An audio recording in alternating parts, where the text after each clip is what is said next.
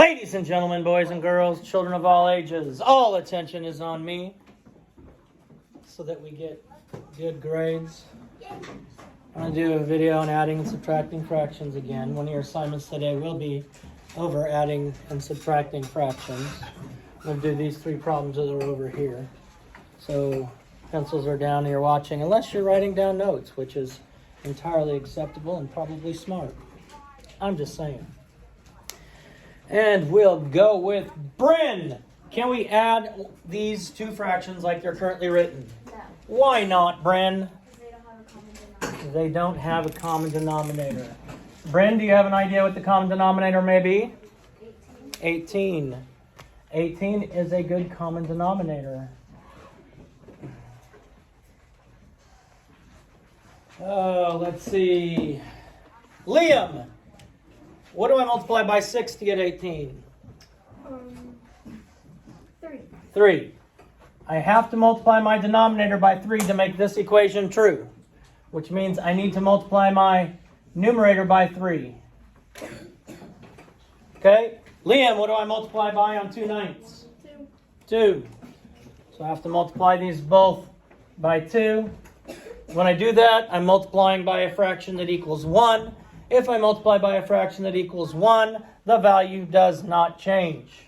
So, Liam, what's my answer here? 4. We check to make sure we're doing the right thing. And it is addition. So, Garvin, what is 15/18 plus 4/18? 19/18. But Rosita, what kind of fraction is 19/18? 1 1/18. Because it is improper. Kira, can we simplify 1/18? No. Any fraction that is a unit fraction, which is Liam's favorite kind of fraction, any fraction that is a unit fraction cannot be simplified. Cannot be simplified. Let's look at our second one. We will do 7/9 minus 2/3. Oh, let's see. Ava, can we subtract those two fractions like they're currently written? Why not? They do not have a common denominator, according to my good friend Ava. Ava, do you have an idea what the common denominator may be? 9. Very good. Now, if you actually want to, most of them you're able to do in your head because you're pretty smart kids. But if you want to find the common denominator, you take your two denominators, 9 and 3, and we can just list the multiples. 3, 6, 9. And the first number you find in common is the least common denominator. It's the first one they have in common. So that's how you would find the common denominator.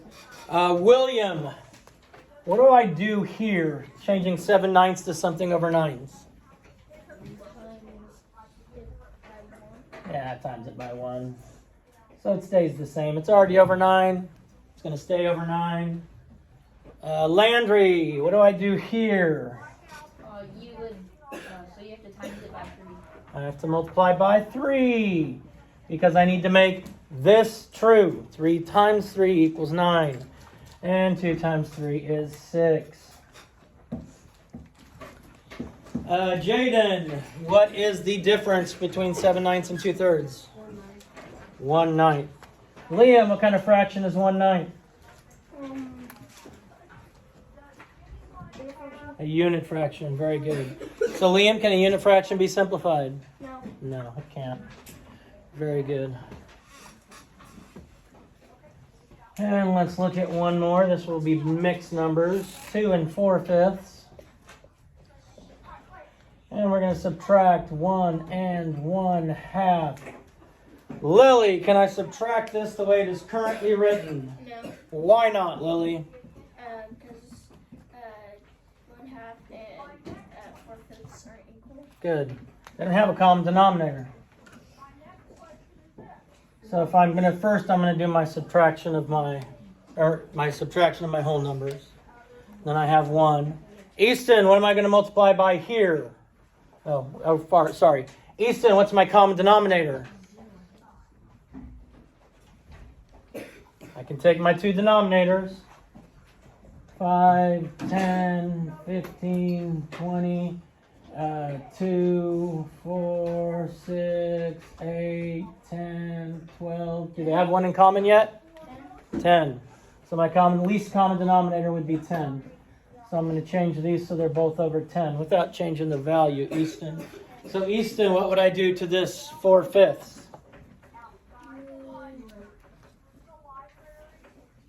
I need to make this true. 5 times what is going to equal 10? Good. So I have to multiply both my numerator and denominator by 2. So Easton, what is my numerator here? 8. Good, because 4 times 2 is 8. I have 8/10. And 1/2. Oren, what am I going to multiply that by? 5. By 5. Because I need this equation to be true. 2 times 5 is 10. 1 times 5 is 5. And I go, Grace, what is the difference? What is my answer? 1 and 3/10. 3/10. 1 and 3/10. But now, I don't know for sure if I can simplify through. Well, I mean, I do. But if we wanted to check to see if we could simplify 3/10, I would take both parts of my fraction, my numerator and denominator. I'd find the factors of 3. The factors of 3 are just 1 and 3. Just 1 and 3. Factors of 10 are 1 and 10, 2 and 5. So what do they have in common? Just a 1. If all they have in common is a 1, that fraction is in simplest form already. So my answer is 1 and 3/10. Questions do you have? What questions do you have? I can't believe there are none. Boom, shakalaka, peace out, God bless. Bye. Love you. Do something kind today. Save the bee.